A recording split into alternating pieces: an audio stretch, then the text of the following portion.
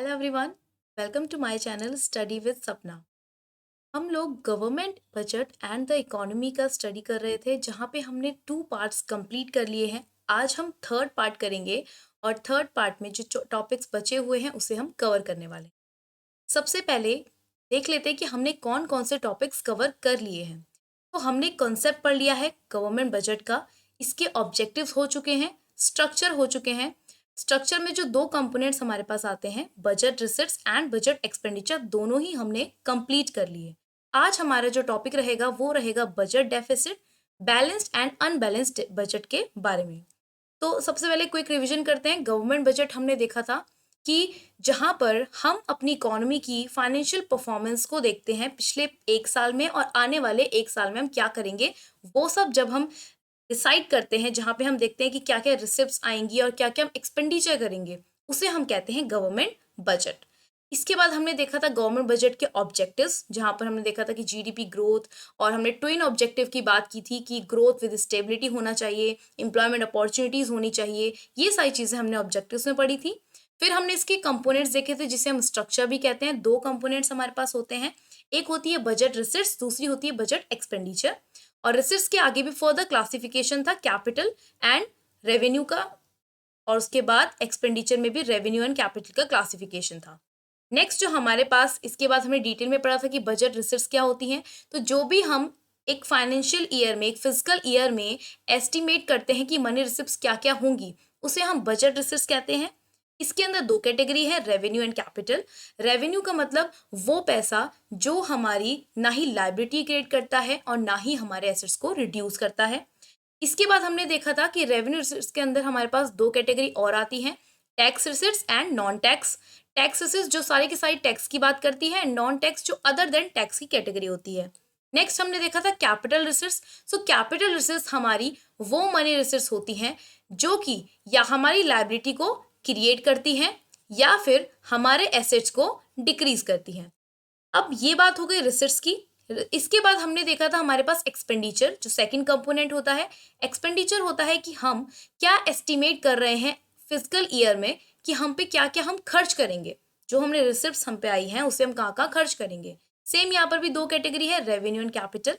Revenue expenditure हमारी वो category होती है जहां पर एक फिजिकल ईयर में ना ही हमारे एसेट्स पे कोई फर्क पड़ा है और ना ही हमारे लाइबिलिटीज में कोई फर्क पड़ा है, इसे हम कहते हैं रेवेन्यू एक्सपेंडिचर। कैपिटल एक्सपेंडिचर की बात करें तो कैपिटल एक्सपेंडिचर जस्ट अपोजिट होता है हमारे कैपिटल रिसिप्ट्स का, जो कि कहता है कि कैपिटल एक्सपेंडिचर वो होंगे जहां पर आप अपने एसेट्स को क्रिएट करेंगे और अपनी लाइबिलिटी को डिक्रीज करेंगे। ओके।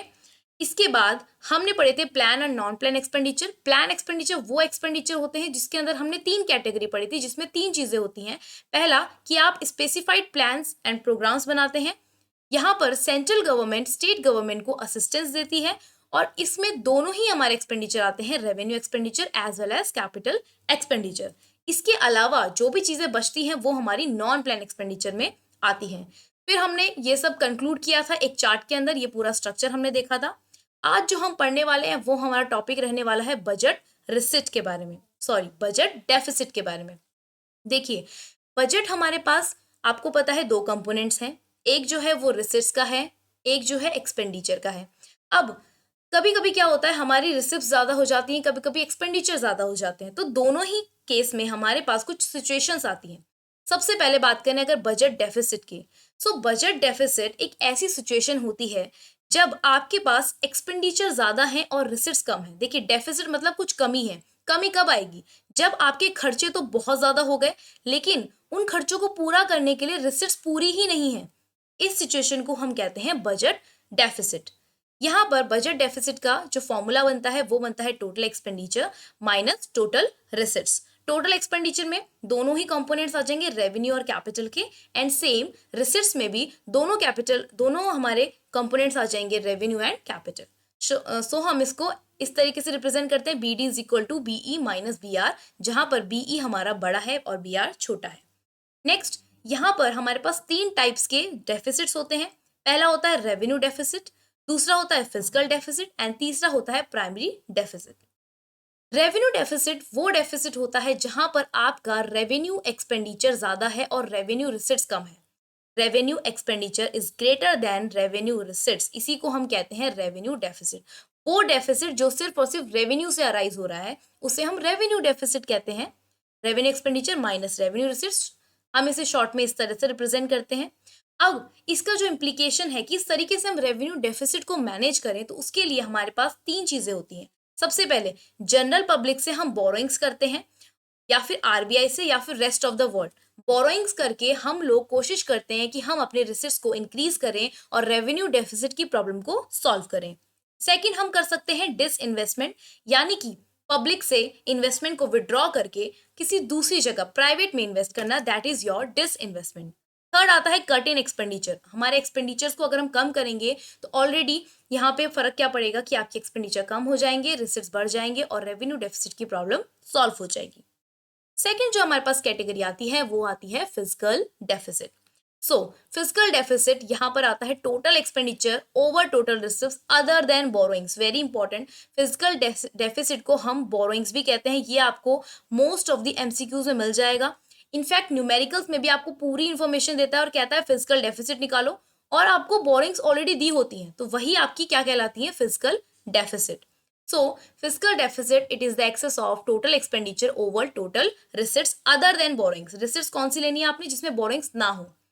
So, यहाँ पर total expenditure other than total expenditure minus total receipts other than borrowings. Total expenditure में दोनों आ जाएंगे, revenue and capital. Same total receipts में भी दोनों चीजें आएंगी, revenue receipts, capital receipts other than borrowings. से ध्यान रखिएगा, ये बहुत इंपॉर्टेंट है। तो फिजिकल डेफिसिट वो सिचुएशन होती है जहां पे आपके एक्सपेंडिचर ज्यादा है अगेन और रिसिट्स कम है। सेम, बस यहाँ पे एक डिफरेंस आएगा कि यहाँ पे हम यूज करेंगे अदर देन बोरिंग्स, इस लाइन को हम यूज करेंगे। So physical deficit is the estimation of total borings by the government. It is often called gross physical deficit. इसे ग्रॉस फिजिकल डेफिसिट भी कहते हैं। और बोरिंग्स हम कहाँ से ले रहे हैं, आरबीआई से ले सकते हैं, अब्रॉड से ले सकते हैं, या फिर खुद की हम बोरिंग्स यूज कर सकते हैं। नेक्स्ट हमारी इंप्लीकेशंस देखते हैं कि क्या क्या इंप्लीकेशंस होती है हमारे फिजिकल डेफिसिट की। अच्छा, यहाँ पर ये लाइन बहुत अच्छी दी गई है कि greater physical deficit implies greater borrowings by the government. देखिए, फिजिकल डेफिसिट का मीनिंग होता है कि हम क्या क्या बोरोइंग्स कर रहे हैं। अगर फिजिकल डेफिसिट ज्यादा है, इसका मतलब सीधा सीधा क्या है कि आप ज्यादा से ज्यादा बोरोइंग्स कर रहे हैं बाय गवर्नमेंट। ओके, अब इसकी इंप्लीकेशंस क्या है। Inflationary spiral. देखिए, इन्फ्लेशनरी स्पाइरल का मतलब है कि यहाँ पर एक चीज का इम्पैक्ट इस तरीके से होगा कि आपकी इकोनॉमी में इन्फ्लेशन हो जाएगा। जैसे कि अगर आपके पास पैसा नहीं है तो आप क्या करेंगे, आरबीआई से बोरो करेंगे। जब पैसा आरबीआई से आपने ले लिया, अब आपके हाथ में पैसा है, आरबीआई क्या करेगा, फर्दर उस पैसे को किसको देगा, कमर्शियल बैंक को यूज करने के लिए। इससे क्या होगा, मनी सप्लाई बढ़ जाएगी, increase in money supply. Money supply बढ़ जाएगी तो कमर्शियल बैंक लोगों को क्या देगा, जनरल पब्लिक को लोन्स देगा। अब पब्लिक के हाथ में लोन है, मतलब पब्लिक के हाथ में पैसा है, पब्लिक क्या करेगी, इस पैसे को ऑब्वियसली खर्च करेगी। अब ज्यादा पैसा होने की वजह से पब्लिक बेझिझक पैसा खर्च करेगी, और यहाँ पर जो सेलर होगा, जो प्रोड्यूसर होगा, वो कितने भी प्राइस पे आपको गुड्स बेचेगा, आप मना नहीं करोगे, आप लेना चाहोगे। इसी सिचुएशन को कहते हैं इन्फ्लेशन, जहां पर आपके प्राइसेस जो हैं वो बहुत ज्यादा इंक्रीज हो जाते हैं। अगर फिजिकल डेफिसिट की सिचुएशन हो तो इसका इंप्लीकेशन में सबसे पहला पॉइंट आता है कि आपकी क्या हो जाती है, इन्फ्लेशनरी स्पाइरल। नेक्स्ट आता है नेशनल डेट। देखिए, फिजिकल डेफिसिट मींस बोरोइंग्स। अगर आप फिजिकल डेफिसिट कर रहे हैं, बोरोइंग्स कर रहे हैं, तो उससे आपकी इकोनॉमी में क्या फर्क पड़ता है कि आप नेशनल डेट की कैटेगरी में आ जाते हैं। यानी कि physical deficit leads to national debt. इससे क्या होगा, इससे आपकी जीडीपी की ग्रोथ रुकेगी, क्योंकि आप ज्यादा से ज्यादा जो चीजें हैं वो यूज कर रहे हैं अपना डेफिसिट लेने के लिए, अपने पास्ट की जो डेट्स हैं उनको पूरा करने के लिए आप और डेट्स ले रहे हैं। नेक्स्ट आता है कि यहाँ पर क्या होता है, फिजिकल डेफिसिट हाई होने की वजह से जीडीपी ग्रोथ लो हो जाती है।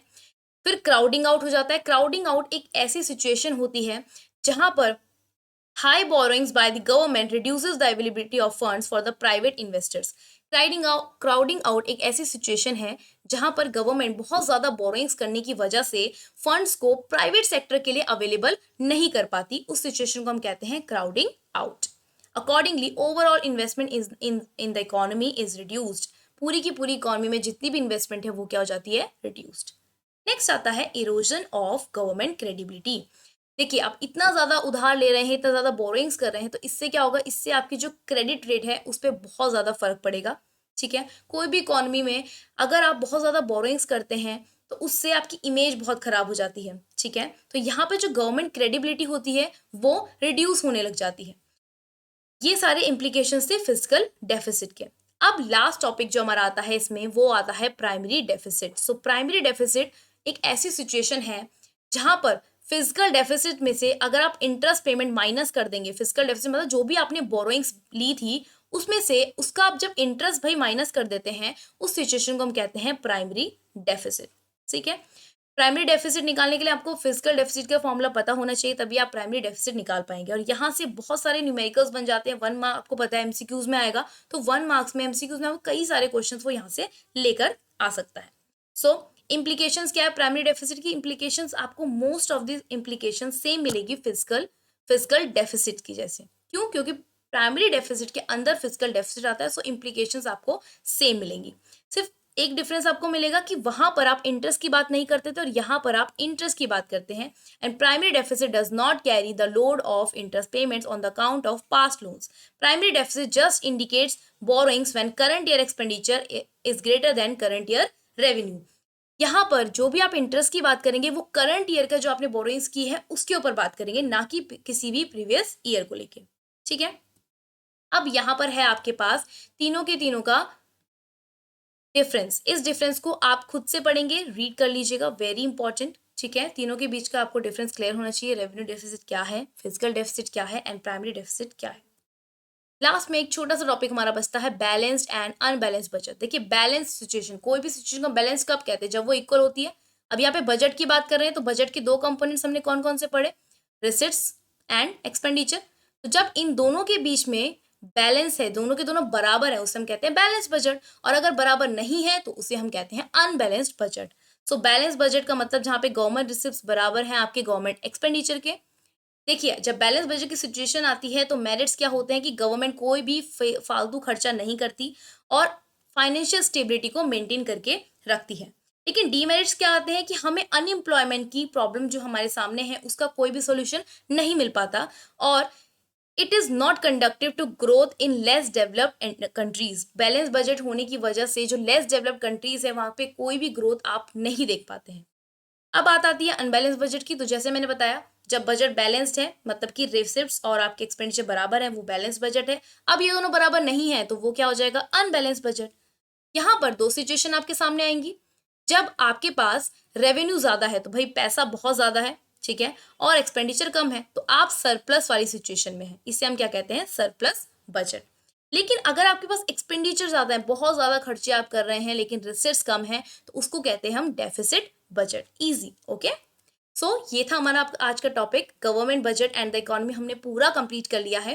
वीडियो अगर पसंद आई हो तो प्लीज लाइक कीजिएगा, चैनल को शेयर कीजिएगा, मेरे चैनल को सब्सक्राइब कीजिएगा, और अगर आपने पिछले पार्ट्स नहीं देखे हैं तो प्लीज जाके देखिए और इस पूरे चैप्टर को रिवाइज कीजिए अच्छे से, पूरा का पूरा चैप्टर फिनिश कीजिए। ये अच्छा खासा वेटेज रखता है आपके इकोनॉमी के एग्जाम में, जो कि आपको बहुत हेल्प करेगा। ठीक है, मिलते हैं नेक्स्ट वीडियो में, तब तक के लिए बाय बाय, टेक केयर।